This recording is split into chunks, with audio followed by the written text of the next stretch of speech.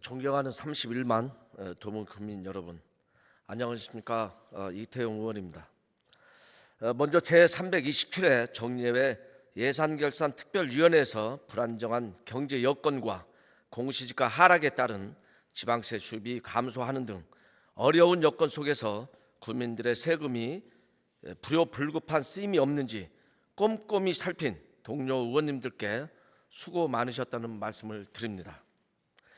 본 의원은 이번 정례회 기간 중 상임위와 예산결산특별위원회에서 심도 있게 심의하여 여야가 협치를 통해 개수 조정을 함으로써 집행부의 견제와 감시의 역할을 해야 하는 구의회가 여당의 일방적인 가결로 구의회가 본연의 역할을 다하지 못한 것, 본 의원을 포함한 민주당 의원들은 유감을 표하는 바입니다. 첫 번째 질문은 작년 제322회 정례회 제2차 본회의에서도 문제 제기한 바 있는 우이방학 경전철 금년도 예산 편성의 필요성 관련입니다. 우이방학 경전철은 교통 소외 지역의 해소와 강남북 간의 지역 균형 발전을 위한 공공투자 사업의 일환으로 2019년에 서울시 제2차 도시철도망 구축계획으로 확정되어 2020년 11월 국토교통부의 승인을 받았습니다. 2021년 오세훈 서울시장께서는 보궐선거 공약으로 우이방학 경전철의 조기 착공을 추진하겠다고 하였지만 2년이 지난 현재까지도 서울시는 국토교통부의 경전철 설계 예산 24억 반영 요청과 서울시 자체 예산으로 40억 원 예산 반영을 추진 중이라 말할 뿐 장기간 지연되고 있습니다. 지난 제322회 정례회 제3차 본회의에서 구청장님의 답변에 따르면 올해 기본 및 실시 설계를 바로 시행하기 위하여 작년 7월부터 관계자들로부터 긴밀한 협력을 요청하였다고 하였습니다. 또한 올해 설계비 본 예산 반영과 설계 시공을 일괄적으로 발주하는 턴키 방식 적용에 대한 긍정적인 답변을 받았다고 하였습니다. 지난 5월 수요 예측 재조사 결과에서 교통 수요 승차인원 증감률이 34.13% 상승하였습니다. 지난 14일 구청장께서는 환경부 장관을 만나 전략 환경 영향평가 통과를 위해 북한산 국립공원 하부 통과에 협조를 요청하였다고 하였습니다. 전략 환경 영향평가는 서울시장께서 경전철 추진에 확고한 뜻이 있다면 국립공원 하부를 통과하더라도 환경 영향을 최소화할 것을 협의하여 예산을 확보하면 될 일입니다. 단순한 쟁점에 대하여 너무 많은 시간을 소요하고 있다는 점을 지적하지 않을 수 없습니다. 서울시는 경전철 도시철도 기본계획 절차가 마무리되면 금년도 본 예산에 설계 예산을 반영하여 조속하게 설계 단계로 착수해야 할 것입니다. 선거 때만 되면 주민을 우롱하는 우이방학 경전철 착공에 대한 불신을 이번 기회에 불식시키는 기회가 되었으면 좋겠습니다. 또한 우리 구차원에서 오세훈 서울시장과 원희룡 국토교통부 장관께 신속하게 추진하라는 현수막의 설치와 주민들의 면담 요청을 주선해야 합니다. 재차 다시 질문하지만 우이방학 경전철의 착공 시점에 대하여 구청장님의 답변을 듣고자 합니다. 두 번째 질문은 유명무실한 재건축 재개발 사업과 시공사 이익의 극대화가 아닌 주민의 이익을 대변할 수 있는 공공주도 사업의 필요성 관련입니다. 지난 제222회 정례회 제2차 본회의에서 본 의원은 고도제한지구 완화를 위한 고도지구 관리방안 용역의 결과와 서울시와의 협의 방안에 대하여 구청장님께 질의한 바 있습니다. 북한산 주변 고도지구인 도봉 1동, 방학 2, 3동, 쌍문 1동 1163제곱킬로미터의 범위가 2014년 20m 이하로 고도 제한을 받아 국민들은 낙후된 생활 환경에 노출되고 개발의 제한으로 인한 재산권의 침해를 받고 있습니다. 작년 12월 1일 북한산 주변 고도지구 관리 방안 수립 용역에 대한 결과 보고를 마쳤지만 용역 결과에 대하여 공표하지 않고 있습니다.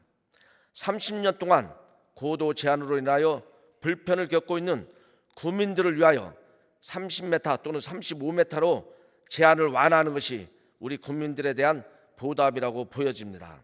또한 도봉구의 상업지역 면적은 전체 면적 대비 1.3%로 인근 자치구에 비하여 턱없이 부족하며 고도 제한 지구 완화를 통한 상업지역 확대가 절실하므로 서울시가 용역 결과를 신속하게 공표하지 않고 미루고 있는 것에 대하여 의구심이 들지 않을 수가 없습니다.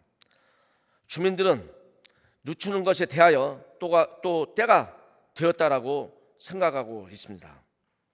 과거 2012년 뉴타운 재개발 구역 제1차 실태조사 대상으로 도봉구 창동, 도봉동, 방학동이 언급되었지만 최종적으로 사업이 실행되지 않았습니다. 올해 도봉구 구청에는 재건축 재개발과가 신설되었습니다. 부서를 신설하여 정비 사업을 추진하는 만큼 도봉구 재건축 재개발의 성과를 이루기 위해서는 과거와 같이 주민들에게 개발 효과가 있는 것처럼 설레게 하는 보여주기식보다 고도 제한 지구 완화와 용적률 상향, 주민들의 자기 분담금을 덜어주는 등의 혜택을 제공하여야 일전에 구청에서 진행된 도봉구 정비사업 주민 설명회에서 언급한 재건축 재개발의 15년 플러스 알파의 기간을 15년 마이너스 알파의 기간으로 줄일 수 있을 것입니다. 기존의 민간 개발이나 대장동 개발 사업에서 보듯이 시행사의 이익 극대화가 아닌 주민의 이익을 극대화할 수 있는 방안을 마련해야 합니다. 또한 기존의 공공주도로 진행하고 있는 도심 공공주택 복합 사업에 대하여 현재 정부에서는 민간주도로 전환하는 방안을 추진하여 도심 복합개발 지원에 관한 법률안이 계류 중입니다. 그러나 민간주도가 아닌 공공주도로 개발이 이루어져야 우리 국민들에게 수익이 극대화될 수 있을 것입니다. 이에 대하여 구청장님의 도봉구 재건축 재개발의 활성화를 위한 계획과 도봉구의 도심 공공주택 복합 사업이 공공주도로 이루어져 주민의 이익을 극대화하기 위한 구청장님의 구상을 듣고자 합니다. 세 번째 질문은 도봉구 방학동 시립도서관 건립 향후 방안 관련입니다. 서울시는 서울의 정보문화 균형 발전을 위하여 2019년 총 3,100억 원의 예산을 투입하는 5대 권역별 시립도서관 건립 계획에 동부권인 도봉구가 선정되어 방학동에 인문사회과학 도서관을 건립하기로 하였습니다. 권역별 시립도서관 건립 사업에서는 정보 취약계층 지원 센터를 운영하여 지식문화 취약계층의 도서관 이용 문턱을 낮추기 위한 사업도 포함되어 있습니다. 본 의원은 이번 정례에서 서울특별시 도봉구 장애인 및 보호자의 정보 격차 해소를 위한 조례 제정안을 발의하였습니다. 본 의원뿐만 아니라 우리 도봉구는 모든 정보 취약 계층에 대하여 정보 격차 해소를 위한 관심을 기울여야 할 것입니다. 시립도서관 부지는 도봉 청소년 독서실과 식자재 마트 부지 두 곳으로 결정되었습니다. 도봉 청소년 독서실은 방학역과 가깝고 주요 노선 15개가 지나다니는 버스 정류장에 위치하여 대중교통을 이용한 접근성이 뛰어나다는 지리적 장점이 있습니다. 한편 실상을 살펴보면 준공된 지 36년 된 건물로 주요 설비 내구 연한 경과 그리고 잦은 누전의 문제로 올해 건축물 안전진단 대이등급 판정을 받아 장기적으로 재건축을 권고받았습니다. 인문사회과학도서관의 건립을 위하여 청소년 독서실은 매년 2억 원 이상의 건물 보수비와 인건비를 지출하고 있으며 청소년 독서실 옆 사유지 또한 도시계획 시설로 묶여 사유지의 재산권 침해도 발생할 수 있습니다. 시립도서관의 건립은 지난 2020년에 행안부의 타당성 조사를 마치고 2021년 서울시 투자 심사도 마쳤지만 그 이후 건립 절차가 중단되어 현재까지 잠정 보류 중인 상태입니다. 사업 중단의 가장 큰 이유는 서울시의 무책임한 행정입니다. 서대문, 관악, 동대문 권역별로 모두 시립도서관의 건립이 추진되고 있는 반면에 도봉구만 차후로 미루어졌습니다. 구청장님은 시립도서관 건립의 신속한 추진을 위하여 대외 홍보를 하고 추진 과정을 재정비함으로써 내년 예산의 확보를 요구해야 할 것입니다. 내년 사업 예산으로 도봉구의 인문, 사회, 과학 도서관 건립이 반영될지 여부에 대한 답변과 시립도서관의 건립이 불투명한 경우 이에 대한 대안으로 방학 2동의 청소년 시설이 부족하므로 청소년 복합 커뮤니티 공간으로 조성하여 활용하는 방안에 대하여 구청장님의 답변을 듣고자 합니다. 마지막 질문은 본 의원이 작년 제322회 제2차 본회의에서도 질문한 바 있는 신도봉 시장의 활성화 제언입니다. 제322회 정례회 제3차 본회의와 올해 보도기사 그리고 추경 세부사업 산출 내역 자료에 따르면 신도봉 시장이 기존 22개 점포에서 총 160개 점포로 규모가 확장되었고 올해부터 신도봉 시장 내 노후시설 구간을 대상으로 도로 보수, 하수 관로 개선 및 어닝 보수 공사 등과 같은 환경 개선 사업을 추진할 예정으로 6억 1천만 원을 추경 예산으로 편성하였습니다. 이를 통하여 방학역과 도봉산역 사이에 위치하여 지리적 장점을 가지며 도봉동에서 50년 역사를 가지는 신도봉 시장이 앞으로도 도봉구의 상징성을 가지는 시장이 되기를 바라며 임대인과 임차인 모두 상생할 수 있는 정책을 마련해야 할 것입니다.